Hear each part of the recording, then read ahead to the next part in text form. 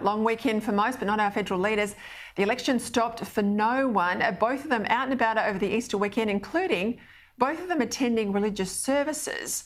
As we head into week two, let's bring in Sky News reporters who are travelling with both leaders and have a look at what's happened. Trudy McIntosh is with the Prime Minister's team in Perth. Jonathan Lee is with the opposition leaders' team in Brisbane.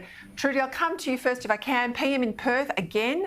Lots of trips west, heightening the importance of those West Australian seats. He was talking borders today, the economy, defence. I think all set up very much to amplify his opponent's missteps. How did it all go?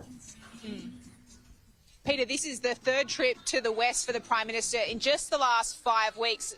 Potentially a telling sign of how crucial Western Australia could prove to be at this year's election. There was no coincidence that Scott Morrison was at Henderson, that shipyard precinct in the south of Perth there, announcing today $124 million for 2 new patrol vessels. But the backdrop was used here as a full frontal assault on Labor when it comes to border protection. We've also seen another interesting strategy now as we see this campaign enter week two. The Prime Minister with these hyperlocal announcements, usually in the afternoon in these crucial seats. We saw one in Corangamite last week, and more money for a basketball stadium upgrade. This afternoon we spent a bit of time at a local BMX track in the Perth northern suburb of Wanneroo, about $1.5 million for a rebuild, a renovation of that track there. It wouldn't make national news normally, but in a seat-by-seat contest right around the country, you can see why these sort of announcements add up. They potentially are the number of votes that you'd need to win people over to actually make a difference in these crucial marginal seats. So really interesting to see that seat-by-seat contest. It sometimes flies below the national radar, but the Prime Minister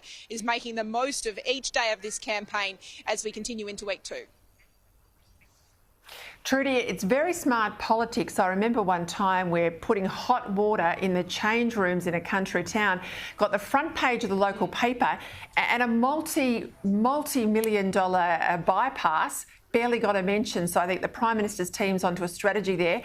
Jonathan, let's go to you. Shocker of a week last week. Bad poll, a lot of internal grumbling about the opposition leader over the weekend. You were there when he was booed at the Byron Bay Blues Festival. How has today panned out, and what's the mood like in the Albanese camp?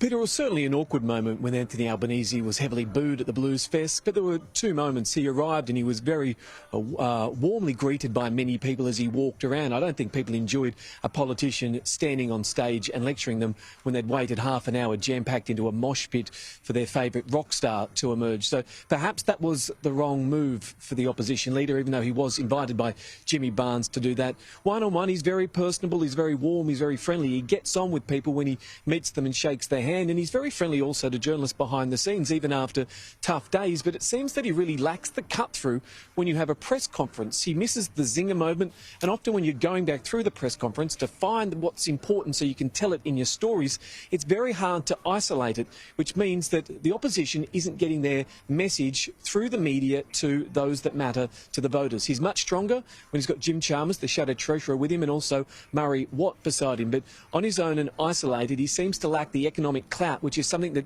differentiates him from Scott Morrison. Mr Morrison often looks like he's got a shield when he's talking about economic numbers. He's very comfortable talking about the economy and figures, but Anthony Albanese certainly misses that. As you pointed out, we've got 2 significant scare campaigns now. The opposition talking about Mediscare, and a new one threatening or saying that the government will push pensioners onto that cashless welfare card. It's something that the government has outright rejected, but it's something that the opposition is very comfortable talking about now. It's going to get ugly in the next few weeks. Jonathan, Trudy, thanks for your update. Keep it up. I'm loving your crosses from the road, giving us all the information we need.